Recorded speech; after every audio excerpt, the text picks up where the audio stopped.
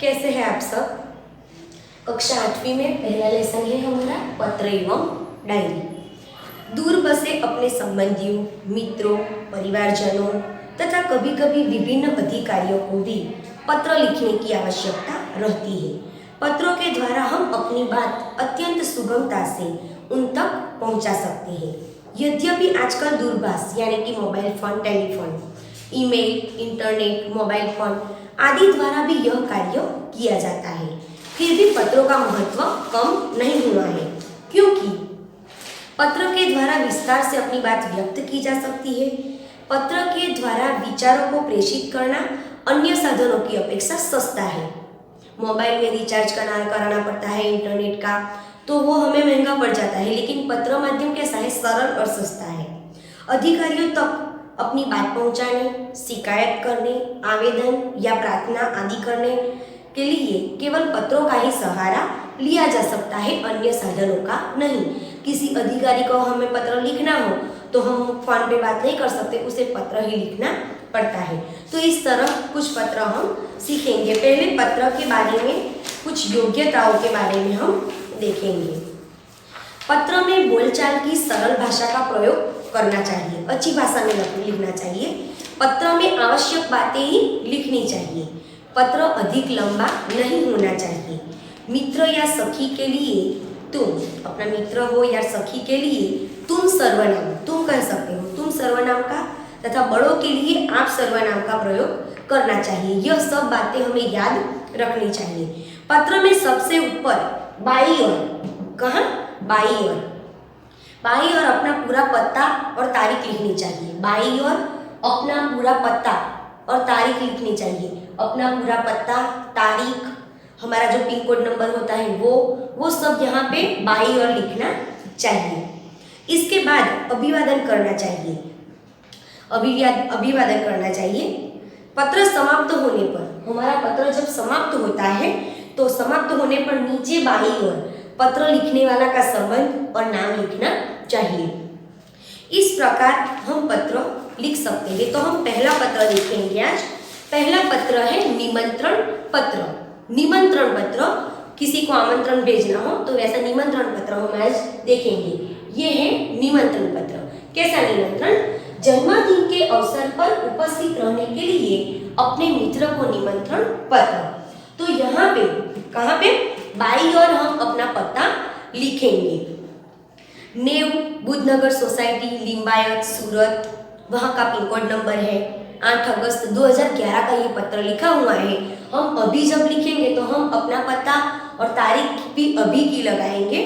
अब प्रिय मित्र स्नेहल, हमारा मित्र जो भी हो उसका यहाँ पे नाम लिखना है, प्रिय मित्र स्नेहल। आपका जो भी मित्र है आप लिख सकते हैं। फिर अभिवादन करना है कि सप्रेम स्मरण, प्रेम पूर्वक उसको याद करते हैं, ऐसा लिखना है।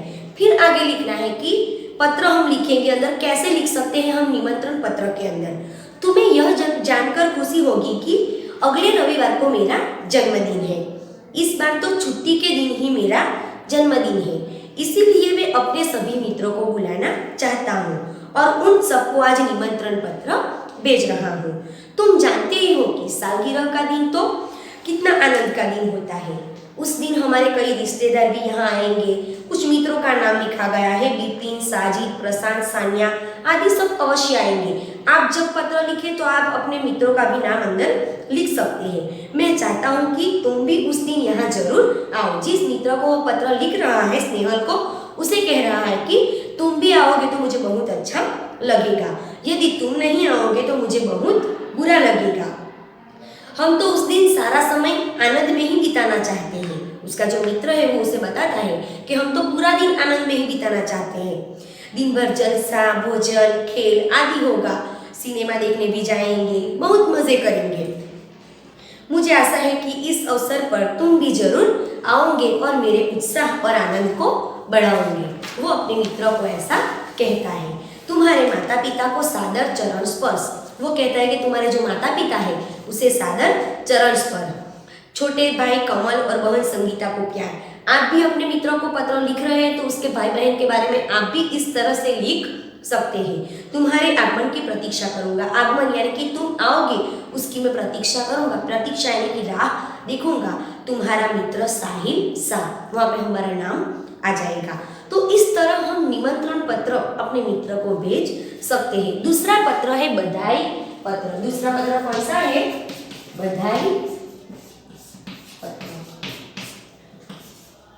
हम किसी के जन्मदिन पर तो नहीं जा सकते, लेकिन उसे बधाई देता हुआ पत्र तो लिख सकते हैं। जैसे हमने निमंत्रण पत्र भेजा, उसी तरह हम अपने मित्र को बधाई पत्र भेज सकते हैं। तो ध्यान दीजिए, दूसरा बधाई पत्र है सालगिरह यानी कि जन्मदिन पर बधाई पत्र। हमारे मित्र का जन्मदिन है तो हम उसे बधाई देते हुए इस प्रकार पत्र लिख सकते हैं। यहाँ पे हमारा पूरा पता, नाम और तारीख आएगी, दिनांक। शांति सदन, रावपुरा, बड़ौदा, 10 अगस्त 2011। प्रिय मित्र साहिल। किसको पत्र लिखना है? प्रिय मित्र साहिल। सप्रेम स्मरण, प्रेम पूर्वक उसको याद करना है, वैसा नीचे की लाइन में लिखने का है। आगे देखिए, कल ही तुम्हारा पत्र मिला तो हम सब बहुत खुश हुए। हमें तुम्हारी सालगिरह का निमंत्रण भी मिला और यह जानकर विशेष प्रसन्नता हुई कि कल ही तुम्हारा सालगिरह है। इधर माँ कुछ दिनों से बीमार रहती है। उसका मित्र कहता है कि हमें तुम्हारा निमंत्रण पत्र भी मिला और यह जानकर भी खुशी हुई कि कल ही तुम्हारी सालगिरह है। इधर और वह अपनी जो तकलीफ है वो अपने मित्र को बताता है। इधर माँ कुछ दिनों से बीमार रहती है और पिताजी को तो सुबह 10 बजे ही दफ्तर जाना पड़ता है। दफ्तर यानी कि ऑफिस। और दर्शना को भी सुबह जल्दी स्कूल जाना पड़ता है। उसकी माँ तो बीमार है और जो अपनी बहन है दर्शना, जो 10 बजे स्कूल जाती है, वो है तो भी छोटी। इसी कारण घर का बोझ मुझ पर ही है। वो अपने मित्र को बताता है कि मैं आऊँ तो सही, लेकिन घर की पूरी जिम्मेदारी अभी मेरे पर है।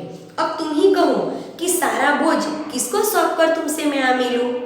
मेरे दिल में तो बहुत होता है कि शुभ अवसर पर उड़कर तुम्हारे पास आ जाऊं, परंतु घर की स्थिति का विचार करके मैं विवश हो जाता हूँ, बेबस हो जाता हूँ, लाचार हो जाता हूँ कि मैं वहाँ पर नहीं आ सका और मन करते हुए भी मैं वहाँ नहीं आ सकता। तुम तो अब 1 साल बड़े हो गए हो, इस अवसर पर मैं तुम्हें बधाई क्यों न दूं? वह अपने मित्र को कहता है कि मैं आ तो नहीं सकूंगा, लेकिन तुम अब 1 साल बड़े हो गए हो तो मैं तुम्हें बधाई क्यों न दूं? मैं तो चाहता हूँ कि बार बार तुम्हारी सालगिरह आया करे और हमें खुशियाँ मनाने का मौका मिलता रहे। इस मंगल अवसर पर उपस्थित न रह सकते हुए भी, इस मंगल अवसर पर मैं उपस्थित नहीं रह सकता हूँ, लेकिन इस शुभ अवसर पर मेरे दिल में तुम्हारे लिए कई सारी शुभकामनाएं हैं। मैं चाहता हूँ कि ईश्वर तुम्हें चिरंजीव रखे, लंबा आयुष्य दे और तुम्हारा नया वर्ष शुभदायी हो, अच्छा हो। तो यहाँ पर ही बाई और ही हम लिखेंगे तुम्हारा मित्र स्नेहल। सभी पत्रों में हमें उसी तरह से लिखना पड़ेगा। आगे का पत्र हम देखेंगे आश्वासन पत्र। तीसरा पत्र हमारा कौन सा है? आश्वासन पत्र। तो आश्वासन पत्र में लिखा गया है कि खेल महाकुंभ में असफल यानी कि अच्छा प्रदर्शन नहीं करने पर सखी को आश्वासन पत्र। तो यहाँ हम बाई और पता लिखेंगे, हमारा अपना पता लिखेंगे। पता लिखने के बाद दिनांक लिखेंगे, हमारे शहर का नाम लिखेंगे, फिर हमारे शहर का जो पिन कोड नंबर होता है वह लिखेंगे। फिर बाद में क्या आएगा? तो अपनी जो प्रिय सखी को हम जो पत्र लिखेंगे उसका नाम प्रिय सखी जागृति, और प्रिय सखी जागृति यहाँ पे लिखेंगे और बाद में जो नीचे की अंडरलाइन आती है वहां पे हम लिखेंगे सप्रेम स्मृति। आज तुम्हारे पिताजी से फोन द्वारा पता चला कि तुम खेल महाकुंभ में चक्र फेंक प्रतियोगिता में असफल रही हो।